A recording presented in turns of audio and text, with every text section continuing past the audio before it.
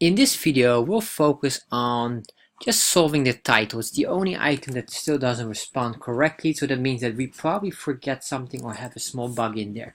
So let's check on that. And if we go back here, we go to our sending update file. You can see here very quickly, you see here value equals 0. So if title equals 0, that, and then you can see here this doesn't match correctly. So once we copy all of this and save this in our sending file, sending update file. Alright, once we did that, refresh the page here, and let's see if this now works. Now you can see this works. So if we change this to miss, save. Alright, that works. Refresh, update, you can see here miss. Alright, so that works. So now what we want to do is we want to, instead of changing this to a if statement regarding to the title, so we want Mr., Miss, or Untitled. So how will we do this? Well, first of all, we have to go back to our main file, and in our main file we're going to check here, and we're going to put in what we call an if statement for the title. So it says here echo title, but this should not be the echo title. It should be an if statement, but if value equals this, echo that, echo this, or echo undefined. So we say here, if the title, then we say here equals 1. In that case, we can say echo, then we say here Mr. Yes. Then, of course, what we can say here more is, let's remove that one as well. Okay, then we say else if, yes, so that's number 2, title. Basically, we can almost copy this, but then we say title 2 equals echo miss. So we say echo 2, echo of title equals number 2, echo miss. And if that's not the case, then we say else echo undefined. Defined. Alright, so we copy all of this. Once we copy that, we're going to put in here, and we will save this in our main file. But remember, not only in the main file we will need this, we also need this in our updating receiving file.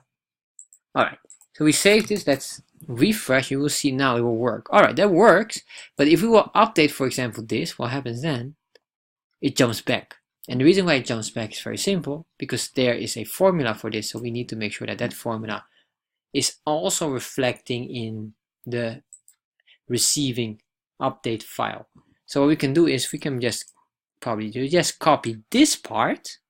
Yes, so there's anything special about this, so we can just copy this, or we can even copy just the title part.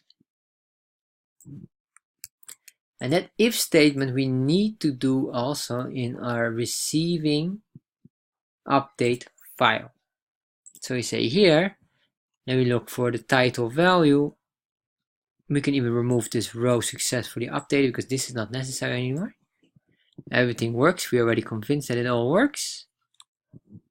And what we'll do here is searching for the title. That's this one.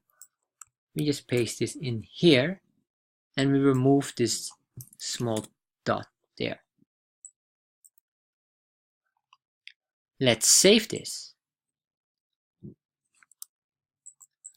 Refresh. And now if we change this to, let's say, Mr.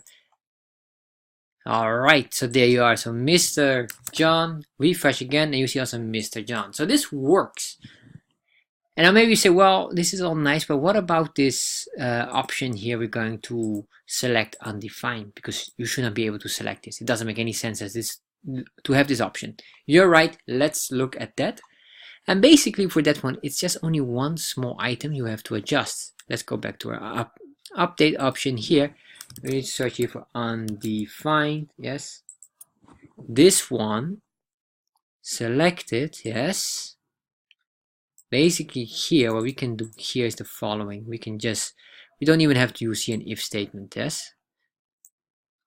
But what we can do here is very simple. We can say hidden.